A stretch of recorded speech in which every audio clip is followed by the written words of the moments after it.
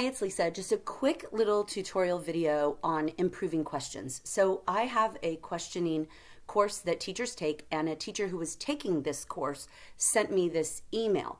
And I know it's kind of weird to have a video where an email is what you're seeing, but I think that it's what you need to know in order to see how I'm going to help this teacher. So let's look down here at the final question. This is a question that the teacher has crafted, and the question that the students are going to be expected to ask, or answer rather, starts with, an argument has been made that all engineers and designers should have a biology class to study nature before they begin their careers. What are your thoughts? Do you agree or disagree? Give your reasons. And the teacher is experiencing some dissatisfaction about this question because she feels that it's not exactly what she wanted the students to get out of the question. So up here, she has 3 goals for the question: ignite student thinking, encourage analysis and evaluation, and encourage curiosity. I think that she's probably accomplished the first 2 of these with this question, maybe not the third. And then when you go to what she wants the students to do, she wants them to think about how nature solves problems with complex processes, and she wants them to create an innovation idea using nature's solution as an inspiration. And they're using this website to think about biomimicry taxonomy. Okay, so I think that the issue here is twofold. Number one, this is too much to ask of a single question. And so I think that she's going to need to split it into 2 questions. That is fairly easily done. I want to address the second part first so that you would know where to do the split. The second thing I would do is that I would narrow it down. I would give them even more guidance. When we say, what are your thoughts? Do you agree or disagree?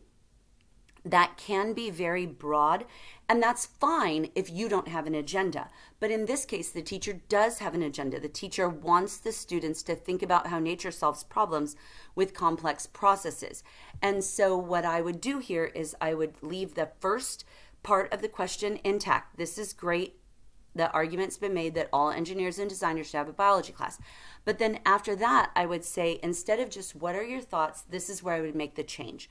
What I would do here is I would say, think of some solution that nature has come up with to a problem that an engineer or designer might be able to benefit from.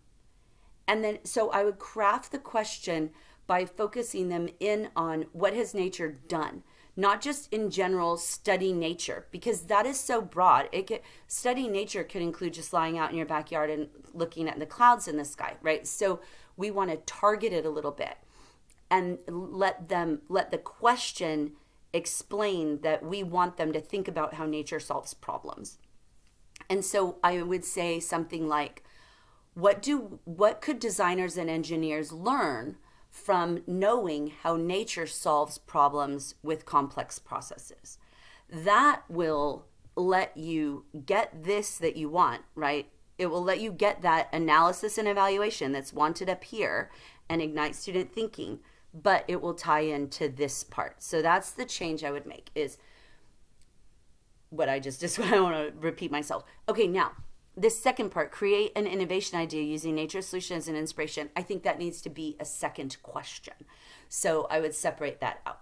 So if you have created a question for students and you're just not 100% sure if it's exactly what you wanted, it's like it's not accomplishing everything I want, then look for these 2 things. Does the question need to be more targeted? And or do I need to separate it into 2 questions? Does it need to be bifurcated? Either one of those 2 things can help get you on track. So I want to thank this teacher for reaching out with this question because I think it can benefit a lot of teachers. And again, questioning is where it's at. So if you're struggling with your questions, it's a sign that you're an excellent teacher, because excellent teachers struggle to ask really good questions, and that's where they spend their planning time. So shout out to this teacher for reaching out, and also for being the kind of teacher who's concerned about asking really quality questions.